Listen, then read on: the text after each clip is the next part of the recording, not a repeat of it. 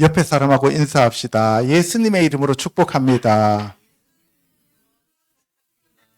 예수님의 이름으로 사랑합니다. 성령 충만하셔서 날마다 사탄을 이기는 자들이 됩시다. 아멘. 예, 오늘은 8번째 시간입니다. 시험자 사탄과 피험자 예수 그리스도에 대해서 알아보도록 하겠습니다. 나사 하루아흐 에트 예슈와, 나사 하면은 들어 올리다, 데리고 가다, 끌고 가다 이런 뜻이잖아요. 하루아흐, 성령님이 에트 예슈와, 예수 그리스도를 이끌어서 베예나세후, 하 사탄, 그 사탄이 예수님을 시험했다 이런 말입니다. 그러니까 예수님이 성령 충만함을 받았어요. 세례를 받고 요단강에서 올라올 때 성령 충만함을 받으니까 성령님이 예수님을 이끌고 사탄에게 갖다 붙여요. 그래서 사탄으로부터 시험을 받아요. 저와 여러분들도 성령 충만하면 사탄이 찾아올까요? 도망갈까요? 찾아옵니다. 그거를 우리가 생각하시고 오늘 말씀을 살펴보도록 하겠습니다. 마태복음 3장 14절요. 요한이 말려 이르되 내가 당신에게서 세례를 받아야 할 터인데 당신이 내게로 오시나이까. 예수께서 대답하여 이르시되 이제 허락하라. 우리가 이와 같이 하여 모든 일을 이루는 것이 합당하니라 하시니 이에 요한이 허락하는지라. 예수께서 세례를 받으시고 곧 물에서 올라오실 때 하늘이 열리고 하나님의 성령이 비둘기같이 내려 자기 위에 임하심을 보시더니 하늘로부터 소리가 있어 말씀하시되 이는 내 사랑하는 아들이요 내 기뻐하는 자라 하시니라. 하나님이 세상을 이처럼 사랑하사 독생자를 주셨으니 이는 그를 믿는 자마다 멸망하지 않고 영생을 얻게 하려 하심이라. 또 그가 마다들을 이끌어 세상에 다시 들어오게 하실 때에 하나님의 모든 천사들은 그에게 경배할지어다. 예수님이 요한에게 세례를 받았을 때 성령님이 비둘기같이 내려오셨어요. 그렇죠? 그러니까 예수님의 공생애의 시작은 자기 자아가 죽는 세례부터 시작했어요. 그리고 공생애의 마지막은 온 인류의 죄를 사하기 위하여 온 인류를 품에 안고 십자가에 못 박혀 죽으시고 그리고 부활하셔서 하나님 보좌로 들어가시는 걸로 공생애가 끝나요. 그러니까 예수님은 죽음에서 시작해서 죽음으로 끝났다는 거죠. 첫사람 아담은 산령으로 살려놨는데 죽음으로 끝나죠. 그죠? 둘째 사람인 마지막 아담이신 예수님은 하늘로부터 내려오셔서 죽음에서 시작해서 첫사람 아담의 그 죽음에서 시작해서 그리고 죽었다가 부활하시는 걸로 성경은 끝나는 거죠. 그죠? 근데 그 부활하신 예수님이 다시 이 땅에 오십니다. 아멘. 그래서 성령이 예수님께 임하시고 하나님이 이는 내 사랑하는 아들이요 내 기뻐하는 자라고 증거하시고 성삼위 하나님이 하나로 연합되어져서 십자가를 지시는 거예요. 아멘. 예수님만 십자가 지는 게 아니라 성삼위 하나님 하나가 되어서 우리 온 인류의 죄를 사하기 위하여 십자가를 지셨다 이 말이에요. 그런데 예수님은 이 땅에 그 말씀이 영으로 잉태되어 육체를 입었어요. 그것을 가리켜서 요한복음 3장 16절에서는 하나님이 세상을 이처럼 사랑하사 독생자인 예수님을 이 땅에 주셨는데 그를 믿는 자마다 멸망하지 않고 영생을 얻게 하기 위함이었습니다. 아멘. 그런데 예수님이 이 땅에 오실 때는 독생자로 오셨고 그리고 예수님이 이 땅에서 하늘의 미랄이 되어 땅에 떨어져서 돌아가시고 난 다음에 부활하셔서 하나님께로 올라가시잖아요. 그죠? 그때는 맏아들로 올라가시는 거예요. 왜냐하면 우리도 전체 하나님의 아들로서 부활해서 올라가기 때문에. 아멘. 그래서 예수님이 다시 오시는 재림 때에는 히브리서 1장 6절에 그가 맏아들을 이끌어 세상에 다시 오게 하신다라고 얘기합니다. 아멘. 초림 때는 독생자로 오셨고 재림 때는 맏아들로 오신다 이 말씀이에요. 하나님의 말씀이 성령으로 잉태되어 육신이 되신 예수 그리스도는 완전한 인간인 동시에 완전하신 하나님이시며 하나님의 영이신 말씀입니다. 완전한 인간으로 첫사람 아담의 죄를 속죄하기 위해 고엘로서 오셨기 때문에 요한의 물세례를 받으셔야만 했습니다. 그래서 여자의 후손으로 오신 둘째 사람인 인자, 하나님의 아들이 아니라 사람의 아들로 오신 둘째 사람 아담이 물 침례를 받을 때 육체가 죽었고 물에서 올라오실 때에 하나님의 아들이 되셨습니다. 그래서 예수님은 그 공생애를 죽음에서 시작해서 죽음으로 끝냈다는 거예요. 여자의 후손인 예수 그리스도가 옛뱀인 사탄의 머리를 상하게 하기 위해 사역을 시작하기 전에 성령에 이끌리어 사탄의 시험을 받으러 찾아가셨습니다. 아멘. 하나님의 아들이신 예수님이 하늘에서 이 땅에 찾아오셨습니다. 첫사람 아담은 마귀가 찾아왔지만 예수님은 마귀의 일을 멸하기 위해 마귀를 찾아가서 하나님의 아들인 둘째 사람으로서 성령에 이끌리어 마귀에게 시험을 받는 삶을 가지고 공생애를 시작했다 이 말입니다. 아멘. 첫사람 아담은 에덴 동산으로 마귀가 찾아갔어요. 그렇죠? 그런데 예수님은 마귀를 직접 예수님이 찾아가셨습니다. 그가 초림에는 하나님의 독생자로 오셨지만 부활하실 때는 하나님의 맏아들이 되셨어요. 요한복음 1장 14절에 말씀이 육신이 되어 우리 가운데 거하심에 우리가 그의 영광을 보니 아버지의 독생자의 영광이요 은혜와 진리가 충만하더라고 하였습니다. 로마서 8장 29절에서는 하나님이 미리 아신 자들을 또한 그 아들의 형상을 본받게 하기 위해서 미리 정하셨는데 이는 그로 많은 형제 중에서 맏아들이 되게 하려 하심이라고 기록하고 있습니다. 그래서 예수님은 독생자이시면서 맏아들이시다 이 말씀이에요. 초림 때는 독생자, 재림 때는 맏아들 꼭 기억하시기 바랍니다. 자, 첫째, 둘째 사람이 하나님 아들이 되셨습니다. 사람이 하나님의 아들이 되셨어요. 세례받고 올라올 때 누가복음 3장 21절요. 백성이 다 세례를 받을새 예수도 세례를 받으시고 기도하실 때에 하늘이 열리며 성령이 비둘기 같은 형체로 그의 위에 강림하시더니 하늘로부터 소리가 나기를 너는 내 사랑하는 아들이라 내가 너를 기뻐하노라 하시니라.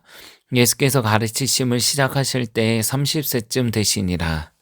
예수님이 세례 받으시면서 공생애를 시작하시는데 그때가 30세쯤 되시니라 라고 돼 있죠. 그죠? 그러면 왜 30세냐면 민수기 4장에 가면 하나님이 제사장으로 뽑은 레위인들은 30세부터 50세까지 계수하는 거예요. 몇 살에 시작한다고요? 30세에 시작해서 몇 살에 끝나요? 50세에 끝난다. 그래서 30세쯤 되신 거예요. 예수님이 세례를 받으시고 기도하실 때에 하늘이 열렸습니다. 예수님이 도대체 무슨 기도를 하셨기에 하늘이 열렸을까요? 마태복음 6장 9절에서 13절에 보면 그러므로 너희는 이렇게 기도하라. 하늘에 계신 우리 아버지여 이름이 거룩히 여김을 받으시오며 나라가 임하시오며 뜻이 하늘에서 이루어진 것 같이 땅에서도 이루어지이다.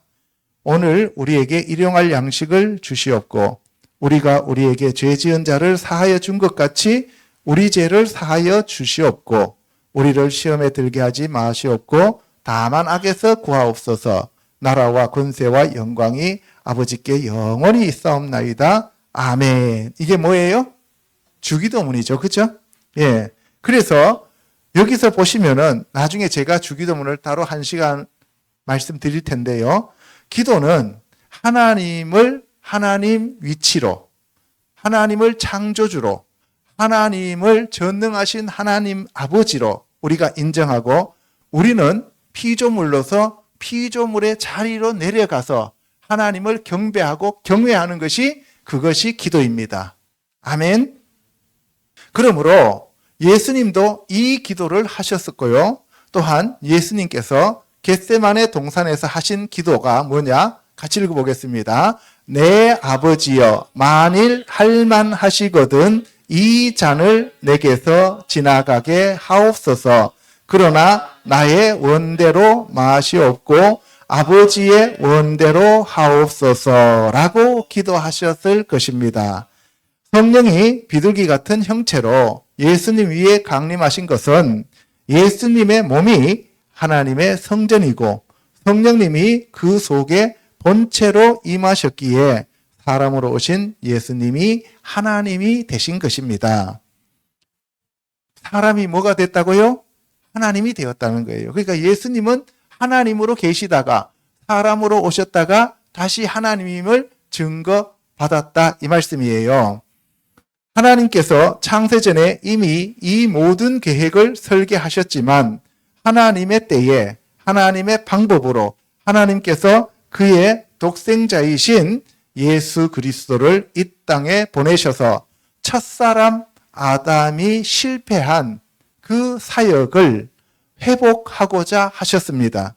그래서 시편과 선지자들에 의해 기록된 말씀을 성취하기 위해 하나님의 때에 하나님의 방법으로 주님이 이 땅에 오셨습니다. 이것이 하나님의 비밀인 은혜이며 사랑입니다. 예수님이 사역을 시작하신 때가 약 30세쯤 되셨다고 하였는데 역사적 고찰에 따르면 약 33세가 되신 것이고 3년 반의 공생애를 거치셨기에 36.5세에 십자가를 지시고 돌아가셨을 것으로 추정할 수가 있습니다. 에녹이 65세에 무드셀라를 낳고 300년을 하나님과 동행해서 365세에 하나님을 따라갔죠. 그죠? 그래서 예수 그리스도의 예표임을 알 수가 있다, 이렇게 볼 수가 있습니다. 자, 요한복음 1장 26절에 가면 요한이 대답하되 나는 물로 세례를 베풀거니와 너희 가운데 너희가 알지 못하는 한 사람이 있었으니 곧 내 뒤에 오시는 그이라. 나는 그의 신발끈을 풀기도 감당하지 못하겠노라 했습니다. 이 일은 요한이 세례 베풀던 곳 요단강 건너편 베다니에서 일어났는데요. 이튿날 요한이 예수께서 자기에게 나오심을 보고 이르되 보라, 세상 죄를 지고 가는 하나님의 어린 양이로다. 예수님은 단순히 베들레헴에 우리에게 주실 양식으로 오신 그런 생명의 떡일 뿐만 아니라 세상 죄를 지고 가는 하나님의 어린 양, 제물로 오셨다, 이 말씀이에요. 아멘. 세례 요한의 사역은 예수 그리스도께 세례를 베풀고 천국이 가까이 온 것을 선포하는 것입니다. 그는 그 이상의 사역을 위해 온 것이 아니므로 예수 그리스도의 증인 역할로 그의 사명은 끝났습니다. 저와 성도들도 우리에게 주어진 목적대로 주님의 영광을 위하여 사용되어지면 됩니다. 그러므로 세상이나 세상의 것 중에 그 어떤 것도 부러워하거나 욕심낼 필요 없이 하늘의 것을 구하면 되는 것입니다. 예수님은 세상 죄를 짊어지고 가는 하나님의 어린 양으로 오셨기에 제물이 되시어 첫사람 아담의 후손들 모두의 죄를 짊어지고 십자가를 지셨습니다. 이것이 하나님의 계획이고 뜻이었습니다. 같이 읽어보겠습니다. 내가 전에 말하기를 내 뒤에 오는 사람이 있는데 나보다 앞선 것은 그가 나보다 먼저 계심이라 한 것이 이 사람을 가리킴이라. 나도 그를 알지 못하였으나 내가 와서 물로 세례를 베푸는 것은 그를 이스라엘에 나타내려 함이라. 요한이 또 증언하여 이르되 내가 봄에 성령이 비둘기같이 하늘로부터 내려와서 그의 위에 머물렀더라. 예, 창조주이신 예수님이 둘째 사람 아담으로 이 땅에 오셨고요. 그 예수님이 메시아인 하나님의 아들임을 성삼위 하나님께서 증거하셨습니다. 아멘. 예, 그래서 세례 요한이 나도 그를 알지 못하였으나 나를 보내어 물로 세례를 베풀라 하신 그이가 나에게 말씀하시되 성령이 내려서 누구 위에든지 머무는 것을 보거든 그가 곧 성령으로 세례를 베푸는 이인 줄 알라 하셨기에 내가 보고 그가 하나님의 아들이심을 증언하였노라. 그렇습니다. 세례 요한이 물 세례를 베푸는 이유는 예수 그리스도를 증거하기 위한 수단이었습니다. 예수님이 성령 세례를 베풀어 천국 백성을 구원하기 위해서 오셨습니다. 여자의 후손으로 오신 예수 그리스도가 하나님의 아들인 메시아임을 증거하는 것이 세례 요한과 예수님이 세우신 제자들의 몫이고 사명이었습니다. 아멘. 그러면 우리의 사명은 뭐예요? 예수 그리스도를 믿고 예수 그리스도를 전파하는 것이 우리의 사명입니다. 아멘. 세례 요한은 하나님의 말씀에 순종하여 예수 그리스도를 증거한 그의 사명을 잘 감당한 자입니다.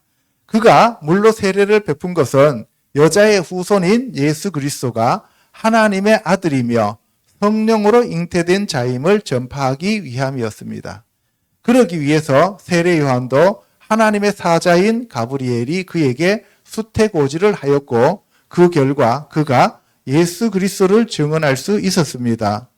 예수 그리스도가 단순히 사람의 아들이 아니라 하나님의 독생자라는 사실의 증거는 성경 말씀을 통하여 성부 하나님의 증언으로 성령님의 강림으로 세례 요한의 증언과 예수님이 행하신 표적을 통하여 명백한 사실임이 입증되었습니다. 아멘. 자, 두 번째, 육의 양식으로 생명의 양식이신 예수님을 시험합니다. 누가? 사탄이야. 마태복음 4장 1절, 2절 읽어보겠습니다. 시작. 그때 예수께서 성령에게 이끌려 마귀에게 시험을 받으러 광야로 가사 40일을 밤낮으로 금식하신 후에 줄이신지라. 예수께서 성령에 이끌려 마귀에게 시험을 받으러 어디로 가셨어요? 광야로 가셨습니다. 광야는 땅이잖아요. 그죠? 이 땅은 첫사람 아담과 하와가 하나님의 말씀을 어기고 선악과 나무의 열매를 먹음으로 아담이 범죄해서 땅이 저주받았죠. 그래서 저주받은 땅으로 나가는 거예요. 아멘. 거기서 40일 동안, 이 40일은 이스라엘 백성들이 40년 동안 광야 생활했던 곳이에요. 그죠? 그래서 예수님이 40일간 금식하면서 그 광야에서 바로 이스라엘 백성들이 저질렀던 죄를 하나님 앞에 속죄하고 그 모든 죄들을 사함받기 위한 방편이었다, 이 말씀이에요. 아멘.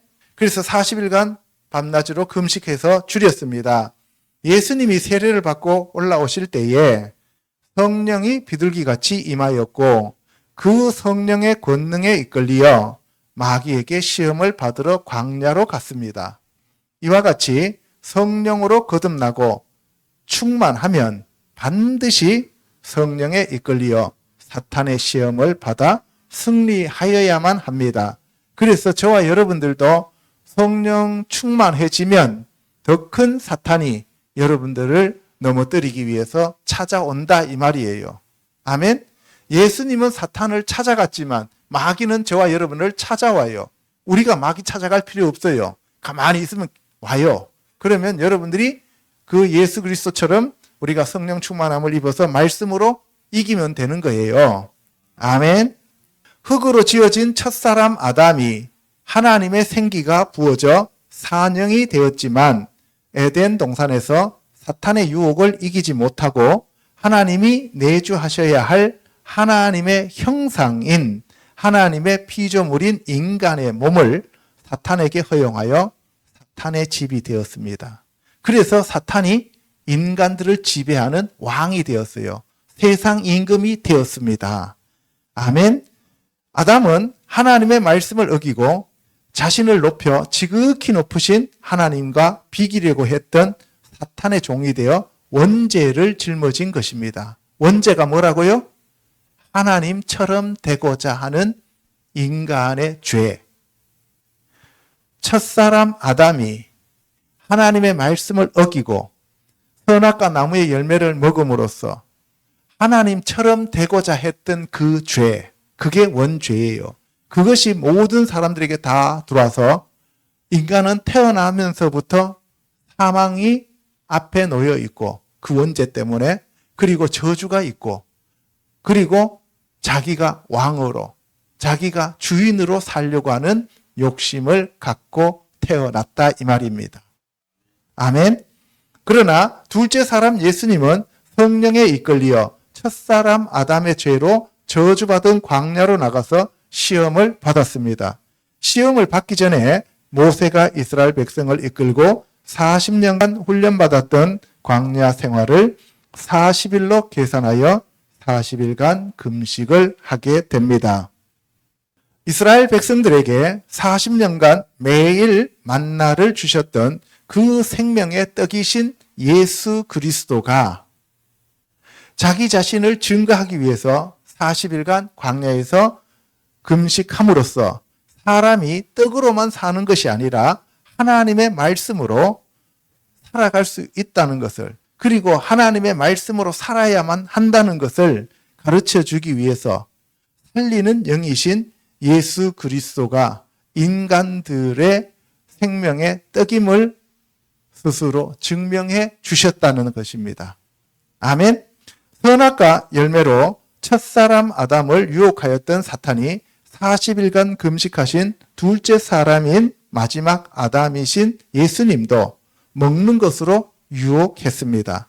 그러나 예수님은 참된 양식으로 베들레헴인 빵집에서 양의 구유 안에 생명의 떡으로 오셨기 때문에, 예수님 자체가 생명의 떡이기 때문에 이 세상에 육신의 떡이 아닌 생명의 떡으로 오셨기 때문에 사탄을 이길 수가 있었습니다.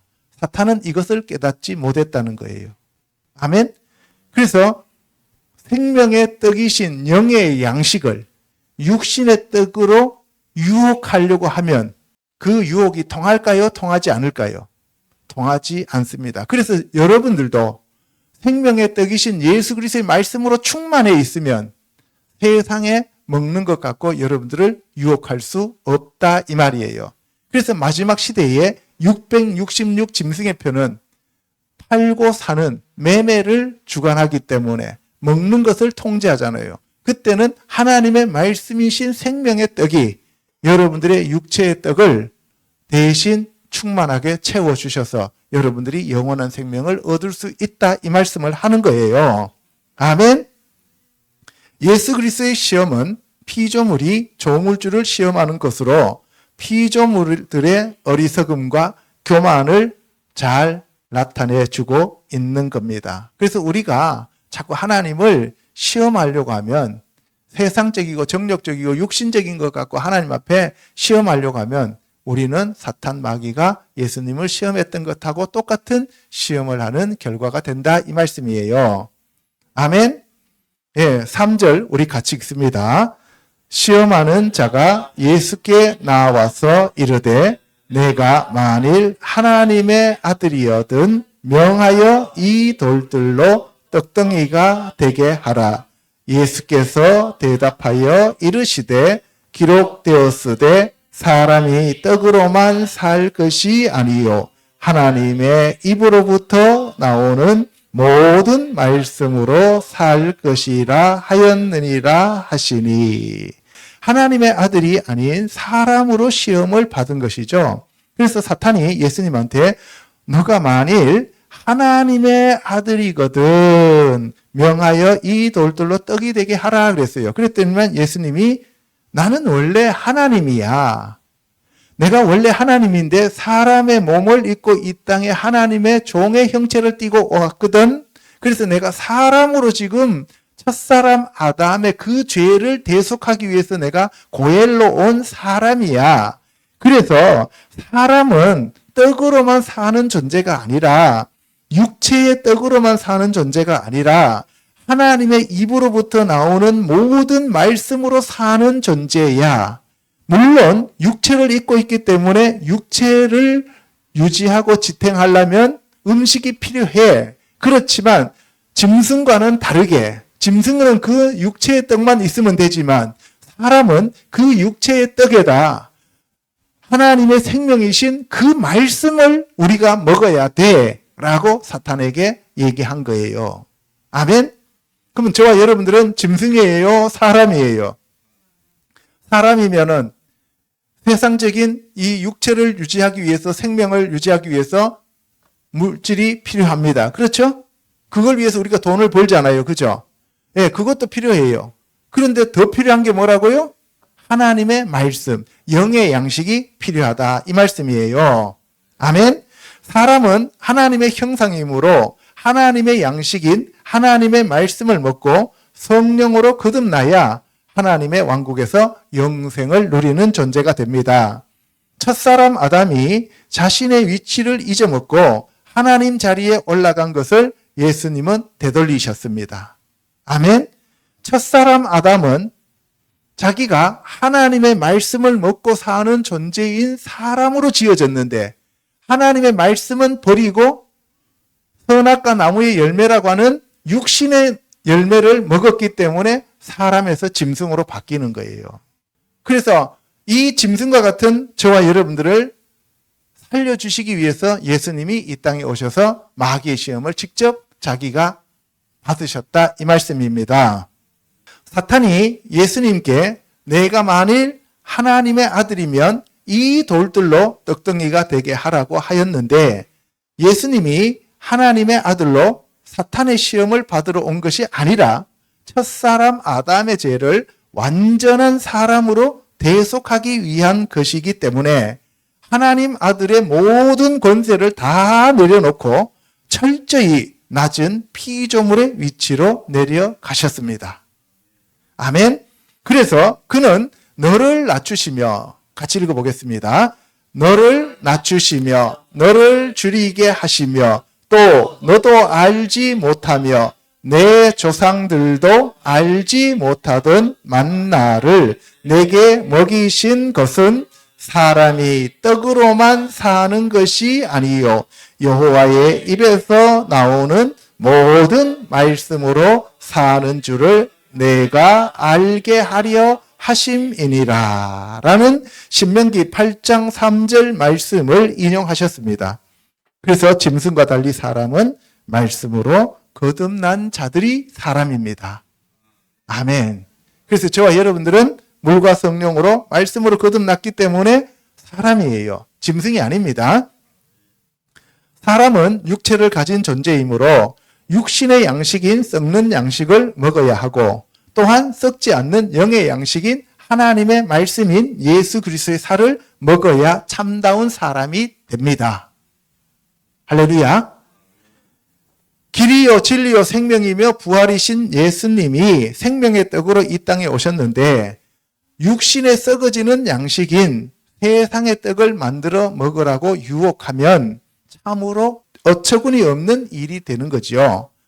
산돌이신 반석으로서 그에게서 생수가 솟아나와 광야에서 이스라엘 사람들의 생명을 구하신 생명수였고 매일 만나를 40년 동안 먹이신 하늘에서 내려온 산떡이신 예수님께 그가 지으신 피조물인 돌로 예수님을 위한 육신의 떡을 만들라고 유혹했습니다. 이게 무슨 말이냐면 사탄도 피조물이에요. 그렇죠? 돌도 피조물입니다. 조물주이신 예수님이 생명의 떡이셔요. 그런데 예수 그리스도의 그 육체의 배고픔을 이기게 하기 위하여 조물주를 피조물이 유혹하는데 뭘로 유혹하냐 하면은 예수님이 지어놓은 그 돌 갖고 떡을 만들어 먹으라 그러는 거예요. 능력이 있으면 그 능력을 모두 사용해서 너를 위해서 사용하라는 거예요. 마귀의 특징은 뭐냐? 전부 나예요. 나를 위해서. 여러분들 교회에 와서 하나님 앞에 기도하면서 나의 부귀와 영화와 나의 어떠함을 계속해서 구하면 그거는 사탄이에요. 마귀는 우리에게 기도할 때 너를 위해서 기도하라고 계속 우리에게 주문을 해요. 하나님의 나라와 하나님의 왕국, 하나님의 의를 예수님이 구하라고 하셨는데 마귀는 너를 위해서 구하라고 계속 얘기하는 거예요. 그래서 오늘날 교회에서 기도하는 사람들 중에서 수많은 사람들이 잘못된 기도로 사탄화되어 가고 있다 이 말이에요. 그래서 예수님이 만드신 돌 갖고 예수님 자신의 육체의 그 배고픔을 달래기 위하여 떡을 만들어 먹으라고 유혹을 하는 거죠. 이와 같이 사탄은 비정상적인 것을 자꾸 하라고 얘기를 해요. 능력만 있으면 불법을 행해서라도 너의 이익을 위해서 행하라는 거예요. 그래서 여러분들 생각해 보세요. 배고프면 밀가루로 떡을 만들어 먹어라 그러면 그거는 하나님의 말씀이에요. 그죠? 돌 갖고 떡을 만들어 먹으라 그러면 그거는 마귀의 일이에요. 그래서 우리가 이것이 상식적으로 합법적이냐 아니냐 하는 것을 잘 생각하면서 우리가 어떤 유익을 추구해 나가야 되는 거예요. 그러면 마귀는 다른 사람을 등쳐먹든 사기치든 뭘 하든 간에 너한테 이익이 되면 된다라고 얘기하는 것이 마귀고 예수님은 다른 사람들한테 절대로 피해를 주면 안 된다라고 얘기하시는 것이 예수님이시다 이 말씀이에요. 아멘. 사람은 입에 육신의 떡이 들어가야 육체가 살 수 있는 존재이지만 하나님은 그의 입에서 생명의 떡이신 말씀을 주시는 분입니다. 사람의 입은 떡이 들어가야 사는 존재예요. 하나님의 입은 거기에서 생명이 나오는 입이에요. 다르다는 거예요. 그럼 우리는 사람으로 이 땅에 와서 성령님이 우리 안에 오셔서 우리가 하나님의 자녀가 되었으니 우리 입은 생명을 살리기 위해서는 세상에 있는 음식이 들어가야 되고 우리 입에서 나오는 것은 하나님의 말씀이 나와야죠. 그렇죠? 반대로 들어가는 것은 안 좋은 음식을 계속 먹으면서 또 나오는 것은 욕하고 남들 저주하고 이런 것들만 나오면 사탄일까요? 하나님의 영일까요? 사탄이죠. 그죠? 그러므로 하나님의 사람들은 썩어질 떡도 필요하지만 영원한 생명을 얻기 위해서는 하나님의 입에서 나오는 말씀이신 예수 그리스도의 영이신 거룩한 성령님이 오셔야 합니다. 그래서 예수님이 부활하신 후에 숨을 내쉬며 성령을 받으라 하고 성령을 받으라고 했어요. 예수님의 말씀이 생명수로서 생명의 떡이며 빛이므로 주님의 말씀을 날마다 먹고 마셔야 합니다. 그래서 예수님이 내 살을 먹고 내 피를 마시는 자는 그 안에 영원한 생명이 있다고 말씀하셨습니다. 예수님을 시험하는 자는 옛뱀, 마귀, 사탄, 용으로서 에덴 동산에서 아담과 하와를 시험하였던 바로 그 자입니다. 그는 완전하게 지음받은 그룹 천사로 교만하여 하나님의 보좌를 탐낸 반역자입니다. 그는 그의 왕국을 건설하고자 아담과 하와를 유혹하여 그들의 몸을 점령하고 사탄의 왕국을 이 세상에 건설한 세상 임금이 되었습니다. 첫사람 아담한테 모든 권력을 빼앗아서 자기가 왕이 되었다 이 말씀이에요. 그리하여 아담에게 생육하고 다스리고 정복하라는 권세가 주어졌던 이 세상이 사탄의 세상으로 변하여 마귀가 세상 임금이 되었습니다. 그 결과 세상에 태어나는 첫사람 아담의 후손은 누구나 저와 여러분을 포함해서 모든 사람들이 사탄의 종이 되어 죄와 사망과 고통 아래 저주받은 죽은 자들이 되었습니다. 그래서 사람은 태어나면서부터 무덤을 향해서 가는 존재가 되어버렸다 이 말씀이에요. 아멘. 그것이 한계 상황이 되었습니다. 사도 요한은 사탄에 대하여 요한복음 8장 44절과 45절에서 같이 읽습니다. 너희는 너희 아비 마귀에게서 났으니 너희 아비의 욕심대로 너희도 행하고자 하느니라.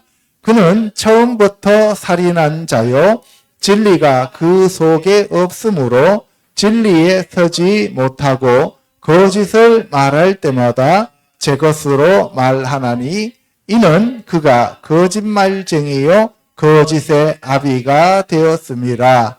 내가 진리를 말함으로 너희가 나를 믿지 아니하도다 라고 하였습니다. 사탄은 처음부터 자기 욕심대로 살인하고 거짓말하고 죽이고 멸망시키는 거짓의 아비고 바로 예수님은 진리이십니다. 아멘. 그래서 저와 여러분들은 우리 입에서 진리가 나가야 됩니다.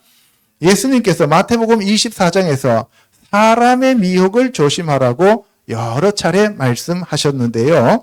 이 미혹이 바로 사탄의 미혹으로 하나님의 일이 아닌 사람의 일을 행하려는 적그리스도의 계략입니다. 세 번째, 생명의 말씀을 의문으로 시험하였다는 거죠. 사탄은 생명의 말씀이신 예수님을 돌비에 새겨진 의문으로 예수님을 유혹하고 시험했어요.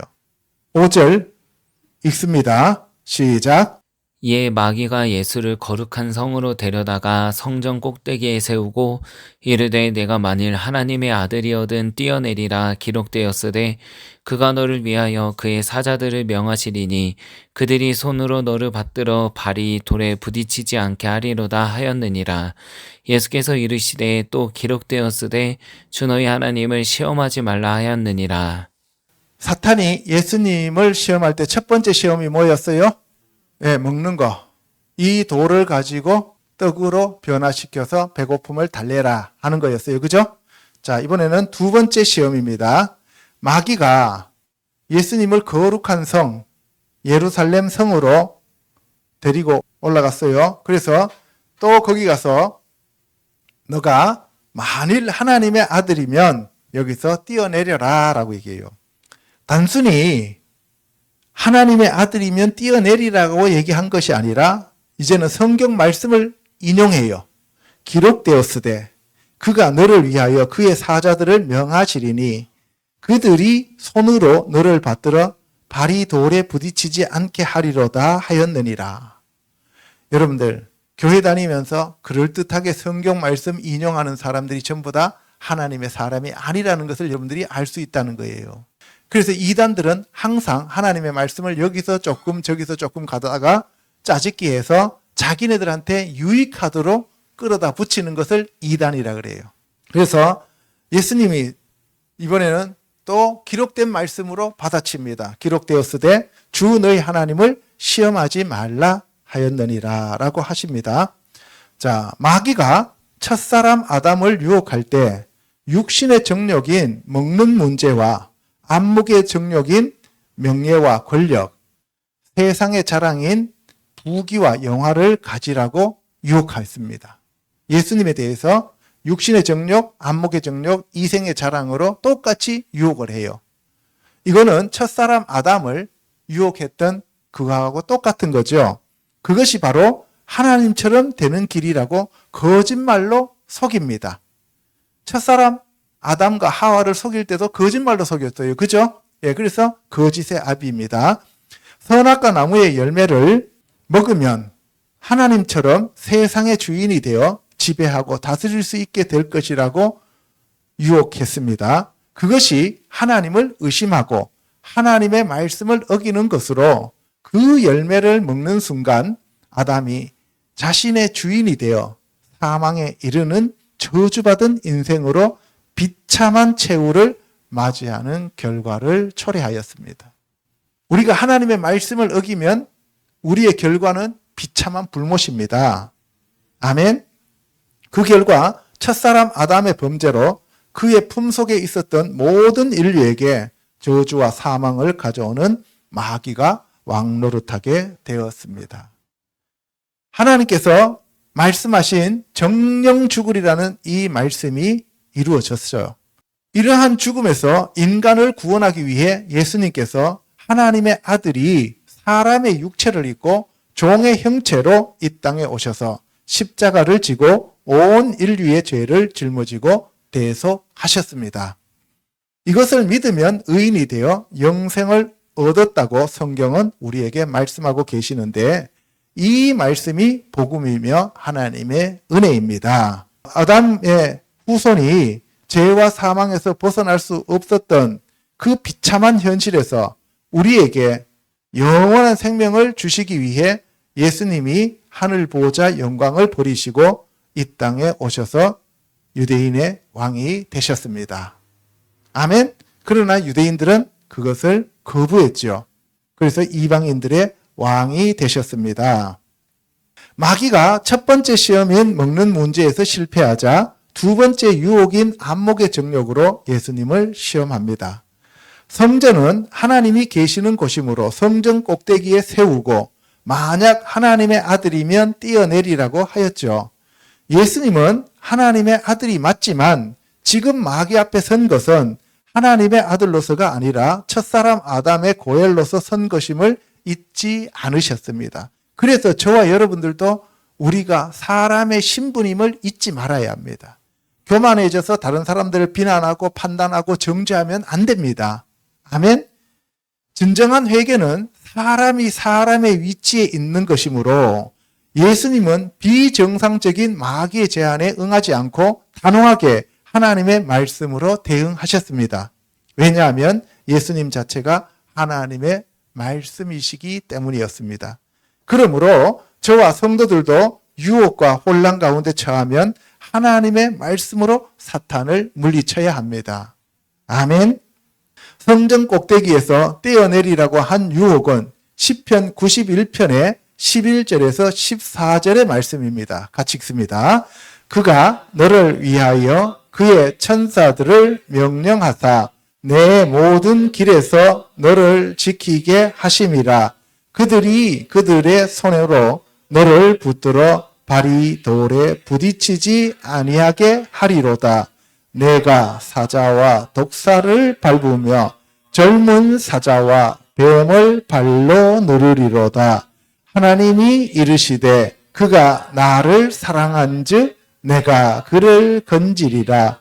그가 내 이름을 안즉 내가 그를 높이리라는 내용 중에 일부인 앞에 두 구절을 인용한 사탄의 말입니다. 이 네 구절 중에서 앞에 두 구절만 인용하는 거예요. 이와 같이 사탄은 성경 말씀을 부분적으로 자기에게 유리하게끔 인용한 것으로 하나님의 말씀을 자기의 유익을 위해 이용하는 자가 사탄입니다. 그래서 영들 분별함의 은사가 필요합니다. 아멘. 그래서 오늘날 이단들도 보면은 얼마나 하나님의 성경 말씀을 많이 인용하는지 몰라요. 그렇죠? 자, 그 다음에 이제 네 번째, 창조주를 피조물로 유혹하죠. 예수님은 창조주였어요. 그렇죠? 첫 번째, 돌 가지고 떡을 만들어 먹어라 했는데 안 통하니까 두 번째는 뭐예요? 성전 꼭대기에 세워놓고 인기 캡 되게 내가 너를 완전히 최고의 스타, 아이돌로 만들어주겠다. 이런 유혹을 하는 거예요. 그래서 사람들은 오늘날 대부분이 연예인이나 어떤 유명한 스타가 되기를 원하잖아요. 그죠? 예. 그 스타가 되면 자기가 마치 뭔가 된 것처럼 생각한단 말이에요. 아까 사탄이 예수님을 어떻게 유혹했어요? 예수님 위치에서 벗어나도록, 이탈하도록 자꾸 유혹하는 거잖아요. 그죠? 첫사람 아담이 사탄에게 유혹되어서 선악과 나무의 열매를 먹은 것은 하나님께서 이 나무의 열매를 먹으면 정령 죽으리라고 약속하셨는데 그 위치에서 이탈하여 그것을 따먹도록 만드는 거잖아요. 그죠? 그럼 여러분들이 신앙생활을 잘 하고 있는데 여러분들 신앙을 자꾸 딴 데로 끌고 가는 거는 사탄이다 이 말이에요. 아멘? 하나님 말씀에서 벗어나게 만드는 거는 사탄이에요. 그래서 여러분들 자꾸 간증 듣다 보면은 헷갈려요. 이 사람은 이렇게 간증하고 저 사람은 저렇게 간증하고 그렇죠? 그래서 간증도 골라서 들어야 돼요.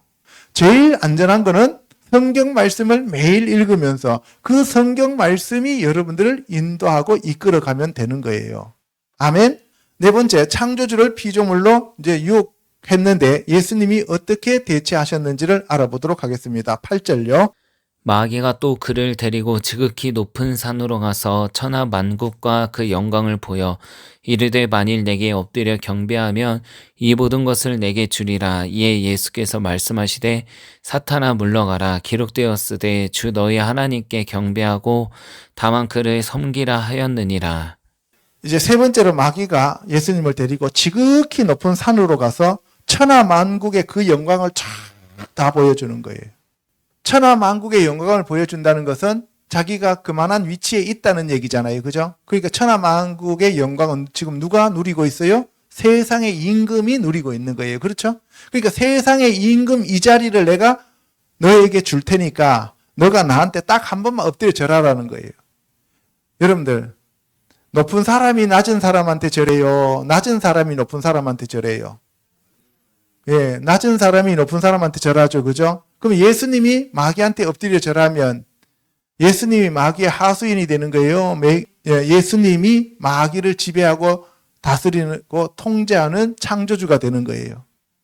하수인이 되는 거죠. 그죠? 그러니까 무슨 얘기냐면은 예수님은 이 땅에 뭐 하러 오셨어요? 십자가 지러 오셨죠. 그죠? 십자가 지지 말고 그냥 쉬운 방법으로 너의 목적을 달성하라 이런 얘기예요. 쉬운 방법으로 달성하라고 우리에게 제시하면 쉽게 돈 버는 방법을 제시하거나 쉽게 좋은 성적을 얻을 수 있는 방법을 우리에게 제시하면 그거는 성령님이에요? 사탄이에요? 사탄이에요. 컨닝해서 쉽게 공부 안 하고 점수 좋게 받을 수 있는 방법을 내가 가르쳐 줄게 하면 이거는 사탄이에요? 예수님이에요? 사탄이에요. 사탄은 우리에게 항상 제일 쉬운 질러가는 방법을 가르쳐 줄게. 그것이 불법이에요. 불법을 통하여 질러가는 방법을 내가 가르쳐 줄게. 너가 회사에서 가장 빨리 승진하는 케이스를 내가 가르쳐 줄게. 그러면 위에 있는 부장의 부조리를 전부 캐, 지금부터. 그래서 그 부장의 부조리를 회사 그 사원들 그 게시판에다 올려. 그러면 그 사람이 쫓겨나가. 그러면 너가 그 사람 대신에 올라갈 거야. 그렇지 않으면 너가 돈을 좀 들여가지고 뇌물을 줘. 그러면 될 거야. 이렇게 얘기하면 이건 전부 사탄입니다. 그래서 지극히 높은 산으로 데려가서 천하 만국의 그 영광을 쫙 다 보여줘요. 안목의 정욕을 쫙 이렇게 보여주는 거죠. 보여준다는 것은 눈으로 보는 거니까 안목의 정욕을 자극시키는 거예요. 보암직도 하고 먹음직도 하게 만드는 거예요. 알겠죠? 야, 그럼 내가 딱 잡으면 돼. 이렇게 유혹을 해요. 그래서 딱 한 가지 조건이 있어. 너가 나한테 엎드려 절하면 돼. 라고 얘기하는 거예요. 그러면 이 모든 것을 내가 너에게 다 주겠다라고 얘기하죠. 그러니까 예수님이 사탄아 물러가라 그래요. 여러분 사탄아 물러가라 사람한테도 했어요. 누구한테 했어요? 베드로한테 했죠. 그죠? 그러니까 베드로가 예수님이 십자가 못 지게 딱 막으니까 사탄아 내 뒤로 물러가라. 네가 하나님의 일을 생각하지 아니하고 사람의 일을 생각한다라고 얘기했어요. 그죠? 그래서 우리가 쉽게 하나님의 일이 아닌 사람의 일을 성취하려고 하면 뭐가 되는 거예요? 사탄이 되는 거예요. 정도를 걸어야 됩니다. 좀 느리더라도 늦더라도 그 자리에 다 못 가더라도 우리는 하나님의 말씀대로 가야 될 줄로 믿습니다. 아멘. 그러면서 기록되었으되 주 너의 하나님께 경배하고 다만 그를 섬기라. 이것입니다. 우리가 해야 될 것은 이거예요. 주 우리의 하나님을 경배하고 우리가 그를 섬겨야 됩니다. 그래서 우리가 성경 전체를 두 계명으로 나누면 첫 번째 계명이 마음을 다하고 목숨을 다하고 뜻을 다하고 힘을 다하여 주 너의 하나님을 사랑하라는 거고 그 다음에 두 번째 거는 뭐였어요? 내 이웃을 내 몸과 같이 사랑하라 라고 하는 그러한 계명이었다는 것을 압니다. 자, 우리 11절 같이 읽습니다. 이에 마귀는 예수를 떠나고 천사들이 나와서 수종드니라. 마귀가 또 예수를 이끌고 올라가서 순식간에 천하 만국을 보이며 이르되 이 모든 권위와 그 영광을 내가 내게 주리라. 이것은 내게 넘겨준 것이므로 내가 원하는 자에게 주노라. 그러므로 내가 만일 내게 절하면 다 내 것이 되리라. 마귀가 모든 시험을 다 한 후에 얼마 동안 떠나리라. 아멘. 마귀가 예수님을 떠나고 천사들이 와서 수종 들었어요. 마귀가 떠난 이유는 더 이상 예수님을 시험할 그러한 것이 없어요. 왜? 첫사람 아담을 세 가지로 유혹했기 때문에 세 가지로 예수님을 유혹했는데 실패했으니까 이번에는 마귀가 지고 떠난 거예요. 영원히 떠났더라 이러면 얼마나 좋겠습니까? 그죠? 그러면 저와 여러분들 유혹이 있어요? 없어요? 없죠. 그런데 어떻게 됐다고요? 예, 잠시 동안 떠나는 거예요. 그죠? 근데 예수님이 사탄을 이겼기 때문에 누가 왔어요? 천사가 왔죠. 그래서 저와 여러분들에게도 예수님이 수호천사를 보내주시는 거예요. 아멘? 예. 그런데 병행 구절인 누가복음 4장 5절에서 7절 보면 사탄 마귀가 예수님을 이끌고 천하 만국을 보여줬어요. 그리고 난 다음에 이 모든 권위와 그 영광을 내가 너에게 준다라고 하는 것은 똑같은 말씀인데 이것은 내게 넘겨준 것이므로 내가 원하는 자에게 주노라. 요 말씀이 더 들어가 있어요. 언제 넘겨받았어요? 에덴 동산에서 아담이 유혹되었을 때 넘겨받은 거예요. 그렇죠? 예수님은 그걸 찾으러 오셨잖아요. 그걸 찾으러 오셨으니까 그걸 가지고 흥정을 하는 거예요. 뭐 어렵게 그렇게까지 하려고 해요. 뭐 십자가를 질 필요가 뭐 있어요. 예수 그리스도를 믿는데 크리스찬이라고 하면서 뭐 그렇게 힘들게 살라 그래요. 이렇게 얘기하면서 그냥 나한테 한 번만 절해요. 그러면 내가 이거 받았는 건데 다 드릴게요. 이 얘기입니다. 그래서 우리가 사회생활 하면서 정말 좋은 것 같은 제안인데 그 안에 함정이 있는 경우가 종종 있습니다. 이럴 때 우리가 진짜 조심해야 돼요. 무조건 돈 벌고 이 땅에서 잘 먹고 잘 산다고 해갖고 콱 물었다. 그거는 그냥 망하는 길이에요. 죽는 길이다 이 말이에요. 그래서 우리가 분별을 잘해야 됩니다. 두 번째 시험에서도 실패한 마귀는 예수님을 데리고 지극히 높은 산으로 가서 천하 만국과 그 영광을 보여주며 엎드려 경배하면 이 모든 것을 내가 너에게 주겠다라고 얘기하죠. 예, 앞에서 살펴본 바와 같이 병행 구절인 누가복음 4장 5절 6절에 보면 같이 읽습니다. 마귀가 또 예수를 이끌고 올라가서 순식간에 천하 만국을 보이며 이르되 이 모든 권위와 그 영광을 내가 내게 주리라. 이것은 내게 넘겨준 것이므로 내가 원하는 자에게 주노라. 그러므로 내가 만일 내게 절하면 다 내 것이 되리라고 하였습니다. 에덴 동산에서 아담과 하와를 유혹하여 선악과 나무의 열매를 먹게 하였던 그 옛뱀인 마귀가 하나님께서 첫사람 아담에게 주신 모든 권세를 그가 넘겨받았습니다. 생육하고 번성하고 다스리고 통치하라고 하는 그 권세를 다 마귀가 차지하게 되었다 이 말입니다. 그것을 되찾기 위해서 예수님이 오셨어요. 그 탈취한 권세를 가지고 예수 그리스도를 유혹하며 마귀에게 예수님이 절하면 모두 넘겨주겠다고 제안하였습니다. 이 사탄의 유혹은 예수님이 십자가를 지지 않고 쉬운 방법으로 세상을 되찾을 수 있다고 제안하는 유혹입니다. 오늘날 성도들에게도 동일한 제안이 미혹으로 주어집니다.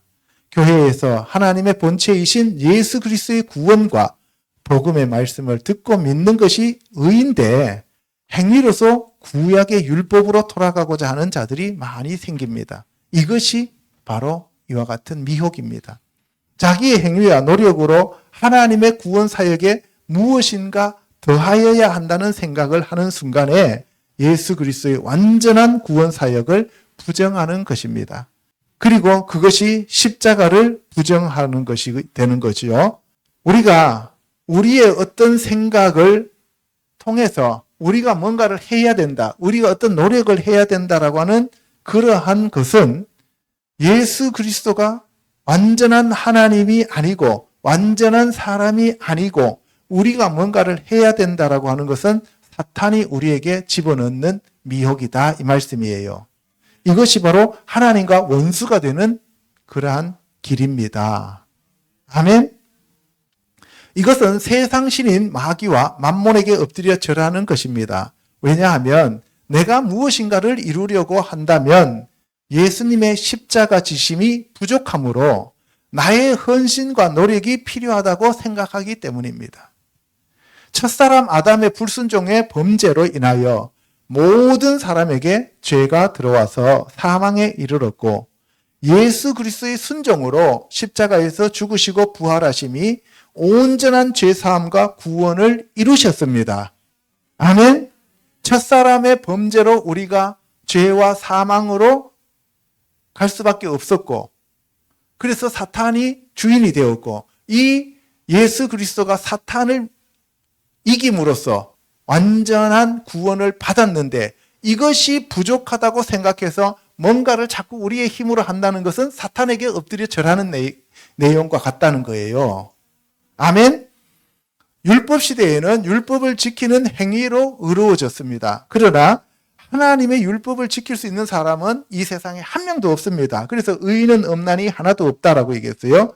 왜냐하면 첫사람 아담이 범죄함으로 그의 품 속에 있었던 모든 인류가 그의 후손으로 태어남과 동시에 죄인이며 죽은 자이기 때문에 이 죽은 자들은 율법을 지킬 수 있는 능력이 없어요. 그리고 그들의 최후는 무덤으로 가는 것입니다. 아멘. 그래서 첫사람의 육신을 입고 이 땅에 온 저와 성도 여러분들도 이 육체가 죽어야 영으로 살 수 있는 거예요. 그러므로 둘째 사람인 하늘에서 오신 예수 그리스도로 옷을 입고 예수 그리스도의 생명을 받아야 영원한 생명을 누릴 수가 있습니다. 예수 그리스도의 십자가 지심은 더하거나 뺄 수 없는 완전한 구원 사역이기 때문에 인간의 노력을 더하는 것은 죄입니다. 이게 죄예요. 독생자로 오신 예수님이 자신의 사역을 끝마치고 승천하실 때에는 맏아들이 되셨는데 그것은 예수님의 사역을 믿는 온 인류를 하나님의 자녀로 삼아 주셨다는 의미입니다. 저와 성도들은 예수 그리스도를 통하여 하나님 아버지의 자녀가 되었으므로 온전히 하나님만 섬기는 자들이 되어야 합니다. 인간의 힘으로는 하나님을 알 수 없고 섬길 수도 없습니다. 예수 그리스도께서 승천하신 후에 성령 하나님을 우리에게 보내주셔서 우리 안에 하나님의 말씀으로 오셨습니다. 만약에 성령님이 오시지 않으면 우리는 그 말씀을 이해도 못할 뿐만 아니라 그 말씀을 순종할 수도 없어요. 아멘. 돌비에 새겼던 그 말씀을 이제 신비에 새기어 성삼위 하나님과 믿는 성도들이 하나가 되었습니다. 이것이 기적이고 신비이고 은혜입니다. 그러므로 저와 성도들은 복음을 믿고 감사하며 찬송하는 것이 우리의 임무가 되었고 그 예수 그리스도를 전하는 것이 우리의 사명이 되었습니다. 아멘. 그럼에도 불구하고 스스로 하늘의 시민권을 가진 성도라고 자처하는 자들조차도 세상적이고 정력적이고 물질적이며 사탄적인 것을 자꾸만 추구해 나가는 겁니다. 왜냐하면 그들은 교회를 다니는 신자의 단계에 머물러 있기 때문에 그래요. 영만 거듭났다는 거죠. 여전히 혼이 성화되지 못한 자로서 첫사람 아담의 후손으로서 성도가 되지 못하였기 때문입니다. 또한 그들은 사탄이 매일 뿌리는 가라지인 거짓말에 속아서 자기를 높이고자 하는 마귀의 속성을 그대로 유지하고 있기 때문에 그래요. 영은 거듭났지만 육과 혼이 거듭나지 못했기 때문에 그렇습니다. 아멘. 그러므로 마귀에게 유혹된 첫사람의 후손들은 누구나 자기를 높이고 자랑하고 섬김받기를 원하는 삶을 살아갑니다. 이것이 하나님의 원수이며 하나님의 대적자인 사탄입니다. 하나님은 우리에게 성경 말씀을 통하여 너희는 죄인으로 태어나 죽은 자들이다. 그래서 하나님의 아들이며 하나님의 본체로서 예수님이 이 땅에 오셔서 율법을 모두 지키시고 율법을 완성함으로써 더 이상 율법을 성도들이 지키는 수고를 하지 않게 하시고 예수님을 믿는 모든 자들에게 의로움과 구원의 영생을 주었다라고 우리에게 말씀하시는 겁니다. 아멘. 그럼에도 불구하고 사탄은 이 시험을 통하여 이 마귀의 시험은 잠시 보류된 것뿐이지 영원히 끝난 것은 아닙니다. 왜냐하면 예수님께서 다시 이 땅에 심판주로 오실 때까지는 사탄이 여전히 이 땅에 존재하기 때문입니다. 예수님을 미혹하려고 했지만 결국은 미혹하지 못한 사탄은 잠시 떠났고 천사들이 와서 예수님의 수종을 들었습니다. 사탄은 기회를 틈타서 예수님을 죽이면 그가 완전히 세상을 정복할 수 있다고 생각했는데 예수님은 십자가를 지고 인류를 구원하기 위해 오셨지 세상의 임금이 되기 위해 오신 것이 아니었음을 사탄은 깨닫지 못했습니다. 피조물인 사탄이 조물주를 상대로 자기의 왕국을 건설하기 위해 끊임없는 도전을 하지만 하나님의 독생자 예수님의 모략과 지혜에 그는 결국 불못으로 갈 수밖에 없는 그러한 패배자가 되었습니다. 아멘. 이것을 믿는 것이 하나님의 자녀에게 주시는 예수님의 의이며 영생이며 선물인 은혜입니다. 아멘. 그래서 우리가 이제 첫사람 아담의 죄에서 벗어나서 둘째 사람 예수 그리스도의 의로 변화된 자가 되었습니다. 그러므로 저와 여러분들은 이전 것은 지나갔으니 보라 새 것이 되었습니다. 아멘. 이상에서 살펴본 바와 같이 예수께서 세례를 받고 성령이 강림할 때 성부께서 그가 하나님의 아들임을 친히 증거하셨고 이것이 예수님의 공생의 시작이지 끝이 아니었다는 거예요. 오늘날 성도들은 성령을 받아 방언하면 내가 모든 것을 다 이루었다고 생각하는 자들이 너무나 많은데 그것은 착각임에 불과합니다. 그래서 우리가 이것이 시작이라는 것을 깨닫고 날마다 주님을 찾고 주님께 간구하는 저와 여러분이 되셔서 사탄을 이기는 저와 여러분들이 되셔야 합니다. 그러기 위해서는 예수 그리스도로 옷 입고 빛의 갑옷을 입고 의의 갑옷을 입고 하나님의 전신갑주를 입어야 합니다. 그것이 바로 하나님이 첫사람 아담에게 지어 입히신 가죽옷입니다. 아멘. 기도하겠습니다.